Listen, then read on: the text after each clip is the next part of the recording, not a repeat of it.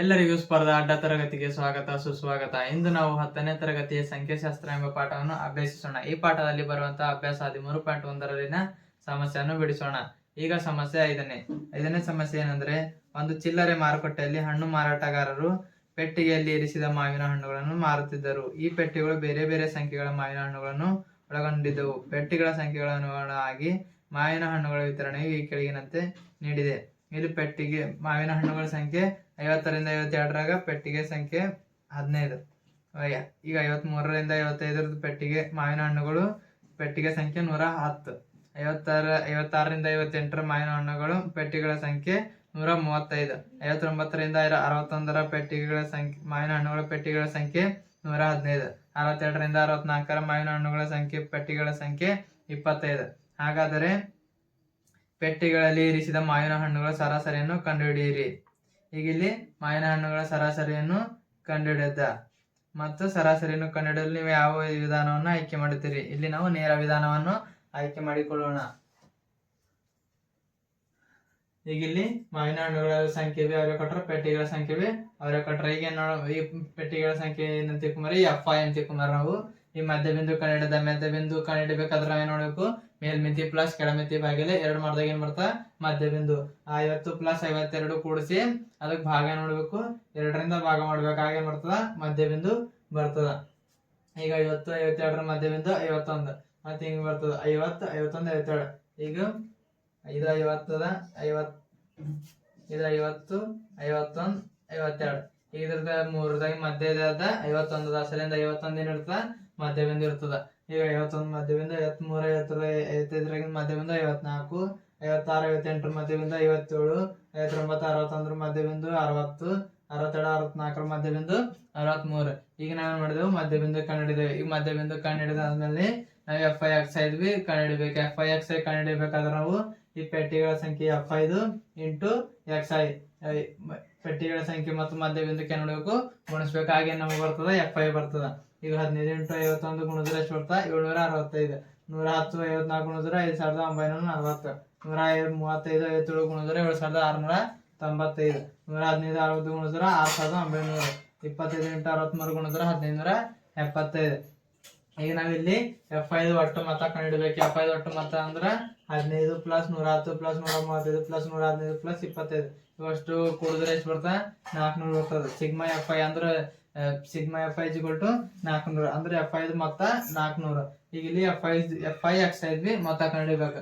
ಈಗ 765 plus 5940 plus 7695 plus 6900 plus 1575 ಇವಷ್ಟರ ಮೊತ್ತ ಕಂಡು ಇದು ಅಷ್ಟರ ಮೊತ್ತ ಎಷ್ಟು ಬರ್ತಾ 22,875. ಇದು ಸಿಗ್ಮಾ FI XI.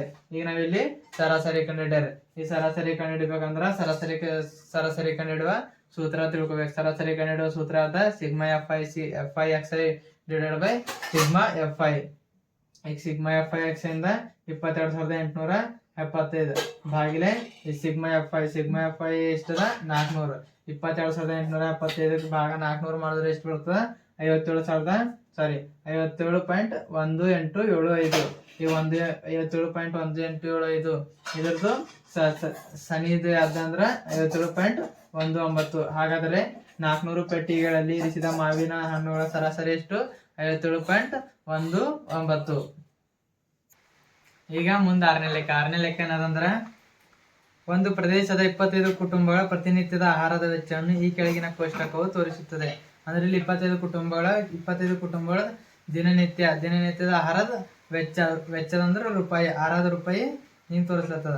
ಹೆಂಗ 100 ದಿನನಿತ್ಯದ ವೆಚ್ಚ ರೂಪಾಯಿಗಳಲ್ಲಿ 100ರಿಂದ 150, 150ರಿಂದ 200, 200ರಿಂದ 250, 250ರಿಂದ 300, 300ರಿಂದ 350. ಹಿಂಗೆ ನಾವು 25 ಕುಟುಂಬಗಳ ದಿನನಿತ್ಯದ ಆಹಾರದ ವೆಚ್ಚವ ಸೂಕ್ತ ವಿಧಾನದಿಂದ ಪ್ರತಿನಿತ್ಯದ ಆಹಾರದ ವೆಚ್ಚದ ಸರಾಸರಿಯನ್ನು ಕಂಡುಹಿಡಿಯಿರಿ.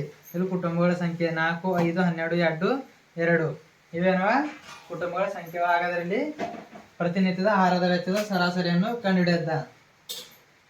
ಈಗ ದಿನನಿತ್ಯದ ವೆಚ್ಚ ರೂಪಾಯಿಗಳಲ್ಲಿ ಕೊಟ್ಟರು. 100ರಿಂದ 150 ಕುಟುಂಬಗಳ ಸಂಖ್ಯೆ 4, 150ರಿಂದ 200 ಕುಟುಂಬಗಳ ಸಂಖ್ಯೆ 5, 200 250 ಕುಟುಂಬಗಳ ಸಂಖ್ಯೆ 12, 250ರಿಂದ 300 ಕುಟುಂಬಗಳ ಸಂಖ್ಯೆ 2, 300ರಿಂದ 350 ಕುಟುಂಬಗಳ ಸಂಖ್ಯೆ 2 ಹಿಂಗೇನವ ದಿನನಿತ್ಯದ ವೆಚ್ಚ ಮತ್ತು ಕುಟುಂಬಗಳ ಸಂಖ್ಯೆವ. ಹಾಗಾದರೆ ಇಲ್ಲಿ 25 ಕುಟುಂಬಗಳ ದಿನನಿತ್ಯದ ಆಹಾರದ ವೆಚ್ಚದ ಸರಾಸರಿಯನ್ನು ಕಂಡುಹಿಡಿದ. ಈಗ ಇಲ್ಲಿ ನಾವೇನ್ ನೋಡಬೇಕು, ಮಧ್ಯಬಿಂದು ಕಂಡುಹಿಡಿಬೇಕು ಮತ್ತು FI/XI ನ ಬೆಲೆ ಕಂಡುಹಿಡಿಬೇಕು. ಈಗ ಮಧ್ಯಬಿಂದು ಕಂಡುಹಿಡಿಬೇಕಂದ್ರೆ ನಾವು ಮೇಲ್ಮಿತಿ ಪ್ಲಸ್ ಕೆಳಮಿತಿ ಭಾಗಿಲೆ 2 ಇದು ಸೂತ್ರ ಉಪಯೋಗಿಸ್ಕೊಂಡು ನಾವು ಮಧ್ಯಬಿಂದು ಕಂಡುಹಿಡಿಬೇಕು. 100 + 150 ಬಂದಿಂದ ಉತ್ತರ 2ರಿಂದ ಭಾಗಿಸ್ಬೇಕು. ಆಗಮೇಲೆ ಬರ್ತದ ಮಧ್ಯಬಿಂದು ಬರ್ತದ. ಈಗ 100 150 ಮಧ್ಯಬಿಂದು 125, 150 200 ಮಧ್ಯಬಿಂದು 175, 200 250 ಮಧ್ಯಬಿಂದು 225, 250 300 ಮಧ್ಯಬಿಂದು 275, 300 350 ಮಧ್ಯಬಿಂದು 325. ಈಗ ನಾವು ಮಧ್ಯಬಿಂದು ಕಂಡುಹಿಡ್ಕೊಂಡೇವೆ. ಈಗ ನೋಡಬೇಕು FI/XI ನ ಬೆಲೆ ಕಂಡುಹಿಡಿಬೇಕು. ಈಗ FI/XI ನ ಬೆಲೆ ಕಂಡುಹಿಡಿಬೇಕಂದ್ರೆ ನಾವು ಕುಟುಂಬಗಳ ಸಂಖ್ಯೆ FI ಅಂತ ಬರ್ಕೊಂಡಿದ್ದೆವು, ಮಧ್ಯಬಿಂದು XI ಅಂತ ಬರ್ಕೊಂಡಿದ್ದೆವು. ಈಗ FI ಮತ್ತು XI ಏನ್ ಮಾಡಬೇಕು, ಗುಣಿಸ್ಬೇಕು. ಆಗ ಏನ್ ಬರ್ತದ, FI/XI ಬರ್ತದ. ಈಗ 4 × 225, 4 × 225 500, 5 × 175 875, 12 × 225 2700, 2 × 275 550, 2 × 325 650. ಈಗ ಏನ್ ಮಾಡಿದೆವು, ನಾವು FI/XI ನ ಬೆಲೆ ಕಂಡುಹಿಡಿದೆವು. ಈಗ ಇಲ್ಲಿ ಕುಟುಂಬಗಳ ಸಂಖ್ಯೆ ಬಂದ. ಕುಟುಂಬಗಳ ಸಂಖ್ಯೆ ಒಟ್ಟು ಮೊತ್ತ ಕಂಡುಹಿಡಿಬೇಕು. ಈಗ 4 + 5 + 12 + 2 + 2 ಇವು ಕೂಡಿದ್ರೆ ಎಷ್ಟು, ಒಟ್ಟು ಎಷ್ಟು ಇದಾವ, 25. 25 ಕುಟುಂಬಗಳ ಸಂಖ್ಯೆ ಸರಾಸರಿ ಕಂಡುಹಿಡಿದ. ಈಗ ನಾವು FI/XI ಒಟ್ಟು ಮೊತ್ತ ಕಂಡುಹಿಡಿಬೇಕು. FI/XI 500 + 875 + 2700 + 550 + 650 ಒಟ್ಟು ಕೂಡಿದ್ರೆ ಎಷ್ಟು ಆಯ್ತದ, 5275 ಆಯ್ತದ. ಇದೇನು ಪ್ರಾಪ್ತಾಂಕಗಳ ಒಟ್ಟು ಮೊತ್ತ ಆಯ್ತು. ಈಗ ಇಲ್ಲಿ ಸರಾಸರಿ ಕಂಡುಹಿಡಿಯುವ ಸೂತ್ರ. ಸರಾಸರಿ ಕಂಡುಹಿಡಿಯುವ ಸೂತ್ರದಿಂದ σFI/XI / σFI ಅದ. ಈಗ ಇಲ್ಲಿ ಈಗ σFI/XI ಅಂದ್ರೆ FI/XI ಒಟ್ಟು ಮೊತ್ತ ಎಷ್ಟು ಬಂದದ, 5275 ಭಾಗಿಲೆ σFI. σFI ಒಟ್ಟು ಮೊತ್ತ ಎಷ್ಟು ಬಂದ, 25. ಈಗ 5275 ಭಾಗಿಲೆ 25. ಈಗ ಇಲ್ಲಿ 5275 25 ಭಾಗ ಮಾಡ್ಬೇಕಾಗ ಎಷ್ಟು ಬರ್ತದ, 211 ಬರ್ತದ. ಹಾಗೆ 211 ಬರ್ತದ. ಇದೇನಾಯ್ತು, 25 ಕುಟುಂಬ. ಇದು 25 ಕುಟುಂಬಗಳ ಪ್ರತಿನಿತ್ಯ ಆಹಾರದ ವೆಚ್ಚದ ಸರಾಸರಿ ಐತೆ. ಯಾವುದು, 211 ರೂಪಾಯಿ. ನೋಡ್ರಿ 7ನೇ ಲೆಕ್ಕ ಏನಂದ್ರೆ, ಗಾಳಿಯಲ್ಲಿರೋ ಸಲ್ಫರ್ ಡೈಆಕ್ಸೈಡ್ ನ ಸಾರತೆಯನ್ನು ಕಂಡುಹಿಡಿಯಲು ಮಿಲಿಯನ್ಗಳ ಒಂದು ಭಾಗದಲ್ಲಿ ಅಂದರೆ PPM ಗಳಲ್ಲಿ ಒಂದು ನಿರ್ದಿಷ್ಟ ನಗರದಂತ 30 ಪ್ರದೇಶಗಳಲ್ಲಿ ದತ್ತಾಂಶವನ್ನು ಸಂಗ್ರಹಿಸಿ ಈ ಕೆಳಗಿನಂತೆ ಪ್ರಸ್ತುತಪಡಿಸಿದೆ. ಅಂದ್ರೆ ಹಾಗಾದ್ರೆ ಗಾಳಿಯಲ್ಲಿರುವ ಸಲ್ಫರ್ ಡೈಆಕ್ಸೈಡ್ ನ ಸಾರತೆಯ ಸರಾಸರಿಯನ್ನು ಕಂಡುಹಿಡಿಯಿರಿ. ಅಂದ್ರೆ ಇಲ್ಲಿ ಗಾಳಿಯಲ್ಲಿರುವ ಸಲ್ಫರ್ ಡೈಆಕ್ಸೈಡ್ ನ ಸಾರತೆ ಸರಾಸರಿ ಕಂಡುಹಿಡಿದ. ಇಲ್ಲಿ ಸಲ್ಫರ್ ಡೈಆಕ್ಸೈಡ್ ನ ಸಾರತೆ ಮತ್ತು ಆ ಒಂದು ನಗರದ ಪ್ರದೇಶದಲ್ಲಿನ ಸಾರತೆ ಕೊಟ್ರ. 0.0 ರಿಂದ 0.04 ವರೆಗೆ 4 ಪ್ರದೇಶಗಳು, 0.04 ರಿಂದ 0.08 ವರೆಗೆ 9 ಪ್ರದೇಶಗಳು, 0.08 ರಿಂದ 0.12 ವರೆಗೆ 9 ಪ್ರದೇಶಗಳು, 0.12 ರಿಂದ 0.16 ವರೆಗೆ 2 ಪ್ರದೇಶಗಳು, 0.16 ರಿಂದ 0.20 ವರೆಗೆ 4 ಪ್ರದೇಶಗಳು, 0.20 ರಿಂದ 0.24 ವರೆಗೆ 2 ಪ್ರದೇಶಗಳು. ಹೀಗೇನ್ ಮಾಡ್ರ, ಸಲ್ಫರ್ ಡೈಆಕ್ಸೈಡ್ ನ ಸಾರತೆ ಕೊಟ್ರ ಮತ್ತು ಆ ಪ್ರದೇಶಗಳ ನಗರಗಳ ಎಷ್ಟು ಅಂತ ಕೊಟ್ರ. ಹಾಗಾದ್ರೆ ಇಲ್ಲಿ ಗಾಳಿಯಲ್ಲಿರೋ ಸಲ್ಫರ್ ಡೈಆಕ್ಸೈಡ್ ನ ಸಾರತೆ ಸರಾಸರಿಯನ್ನು ಕಂಡುಹಿಡಿದ. ಈಗ ಆವೃತ್ತಿಗೆ ಏನ್ ಮಾಡ್ಕೊಂಡ್ರಿ, FI ಅಂತ ಬರ್ಕೊಂಬರ್ರಿ ನಾವು. ಈಗ ನಾವಿಲ್ಲಿ ಮಧ್ಯಬಿಂದು ಒಂದು ಕಂಡು ಹಿಡಿಬೇಕಾಗ್ಯದ, ಮತ್ತೆ ಇನ್ನೊಂದೇನು FI/XI ಕಂಡುಹಿಡಿದ. ಈಗ ನಾವು ಮಧ್ಯಬಿಂದು ಕಂಡು ಹಿಡಿಬೇಕಾದ್ರೆ ನಾವು ಇಲ್ಲಿ ಮೇಲ್ಮಿತಿ ಪ್ಲಸ್ ಕೆಳಮಿತಿ ಹಾಗೆ ಅದ್ರದ್ದು ಉತ್ತರ ಮಾಡಬೇಕು, 2ರಿಂದ ಭಾಗ ಮಾಡ್ಬೇಕು. ಹಾಗೇನ್ ಬರ್ತದ, ಮಧ್ಯಬಿಂದು ಬರ್ತದೆ. ಇಲ್ಲಿ 0.00 ಲಿಂದ 0.04 ಮಧ್ಯಬಿಂದು ಅದ, 0.02 ಅದ. ಈಗ 0.04 ಮತ್ತು 0.02 ಮಧ್ಯಬಿಂದು 0.06 ಅದ. 0.02 ಮತ್ತು 0.012 ಮಧ್ಯಬಿಂದು 0.110 ಅದ. 0.012 ರಿಂದ 0.16 ವರೆಗಿನ ಮಧ್ಯಬಿಂದು 0.14 ಅದ. 0.16 ರಿಂದ 0.20 ವರೆಗೆ ಮಧ್ಯಬಿಂದು 0.18 ಅದ. 0.20 ರಿಂದ 0.24 ವರೆಗಿಂದ ಮಧ್ಯಬಿಂದು 0.22 ಅದ. ಈಗೆಲ್ಲ ನಾವು ಮಾಡಿದೆವು, ಮಧ್ಯಬಿಂದು ಕಂಡುಹಿಡಿದೆವು. ಈಗ ನಮ್ಗೆ FI/XI ನ ಬೆಲೆ ಕಂಡುಹಿಡಿದ. ಈಗ FI/XI ನ ಬೆಲೆ ಕಂಡುಹಿಡಿಬೇಕಾದ್ರೆ ನಾವು ಇದು ಆವೃತ್ತಿ FI ಅಂತ ಬರ್ಕೊಂಡಿದ್ದೇವೆ. FI ಮತ್ತು XI ಗೆ ನೋಡ್ಬೇಕು, ಗುಣಿಸ್ಬೇಕು. ಆ ಗುಣಲಬ್ಧ ಬಂದಿಂದ ಏನಿರ್ತದ, FI/XI ಇರ್ತದ. ಈಗ ಇಲ್ಲಿ 4 × 0.08 ಇದು ಗುಣಿದ್ರೆ ಎಷ್ಟು ಬರ್ತದ, 0.08 ಬರ್ತದ. ಈಗ 9 × 0.06 ಇವೆರಡು ಗುಣಿದ್ರ 0.54 ಬರ್ತದ. 9 × 0.1 ಚೆನ್ನಾಗಿ ಗುಣಿದ್ರ 0.90 ಬರ್ತದ. ಇಲ್ಲಿ 2 × 0.14 ಗುಣಿದ್ರ 0.28 ಬರ್ತದ. 0.4 ಇಂಟು 0.18 ಗುಣಿಸಿದ್ರೆ ಎಷ್ಟು ಬರ್ತಾ 0.72 ಬರ್ತದ. 2 ಇಂಟು 0.22 ಗುಣಿಸಿದ್ರೆ ಎಷ್ಟು ಬರ್ತಾ 0.44 ಬರ್ತದ. ಈಗ ಇಲ್ಲಿ ನಾವು ಮಾಡಿದೆವು F5 ಬೆಲೆ ಕಂಡಿದ್ದೇವೆ. ಇಲ್ಲಿ ನಾವು F5 ಒಟ್ಟು ಮೊತ್ತ ಕಂಡುಹಿಡಬೇಕು. ಅಂದ್ರೆ ಇಲ್ಲಿ 4 + 9 + 9 + 2 + 4 + 2 ಇವಷ್ಟು ಕೂಡಿದ್ರೆ ಎಷ್ಟೈತ 30 ಐತದ. ಇಲ್ಲಿ ಸಿಗ್ಮಾ F5 ಅಂದ್ರೆ F5 ನ ಮೊತ್ತ ಎಷ್ಟು 30. ಇಲ್ಲಿ F5 ಮೊತ್ತ ಕಂಡುಹಿಡಬೇಕು. 0.08 0.54 0.90 0.28 0.72 0.44 ಇವಷ್ಟು ಬೆಲೆಗಳು ಕೊಡಿದ್ರೆ ಎಷ್ಟು ಬರ್ತದ 2.96 ಬರ್ತದ. ಇಲ್ಲಿ ಸಿಗ್ಮಾ F5 ಅಂದ್ರೆ F5 ನ ಮೊತ್ತ ಎಷ್ಟು 2.96. ಈಗ ನಾವು ಸರಾಸರಿ ಕಂಡುಹಿಡಿಯೋ ಸೂತ್ರ ಸಿಗ್ಮಾ F5 / ಸಿಗ್ಮಾ F5. ಇಲ್ಲಿ ಸಿಗ್ಮಾ F5 ಎಷ್ಟದ 2.96 ಭಾಗಿಲೆ ಸಿಗ್ಮಾ F5 ಎಷ್ಟದ 30 ಅದ. 2.96 ಕ 30ರಿಂದ ಭಾಗ ಮಾಡಿದ್ರೆ ಎಷ್ಟು 0.099 ppm. ಎಂಟನೇ ಲೆಕ್ಕ ಅಂದ್ರೆ ಒಬ್ಬ ತರಗತಿ ಶಿಕ್ಷಕನಲ್ಲಿರುವ ಒಂದು ತರಗತಿಯ 40 ವಿದ್ಯಾರ್ಥಿಗಳ ವಾರ್ಷಿಕ ಗೈರು ಹಾಜರಾತಿಯ ದಾಖಲೆಯು ಕೆಳಗಿನಂತಿದೆ. ಅಂದ್ರೆ ದಿನಗಳ ಸಂಖ್ಯೆ, ವಿದ್ಯಾರ್ಥಿಗಳ ಸಂಖ್ಯೆ. ಒಬ್ಬ ವಿದ್ಯಾರ್ಥಿಯ ಗೈರು ಹಾಜರಾತಿಯ ದಿನಗಳ ಸರಾಸರಿ ಕಂಡುಹಿಡಿಯಿರಿ. ಇಲ್ಲಿ ಒಬ್ಬ ತರಗತಿ ಶಿಕ್ಷಕರ ಬಳಿ 40 ವಿದ್ಯಾರ್ಥಿಗಳ ಗೈರು ಹಾಜರಾತಿಯವ.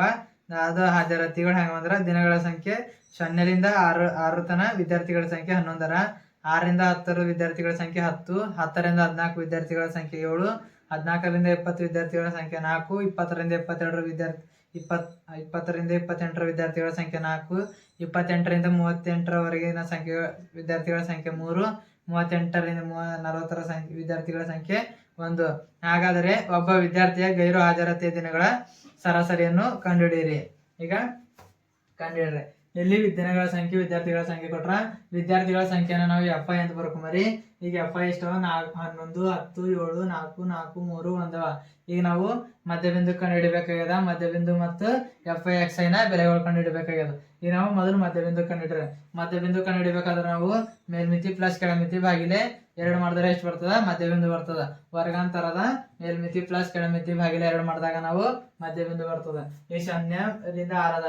0 + 6 ಎಷ್ಟೈತವ 6. 6ರಿಂದ 2 ಭಾಗ ಮಾಡಿದ್ರೆ ಎಷ್ಟೈತವ 3 ಬರ್ತದ.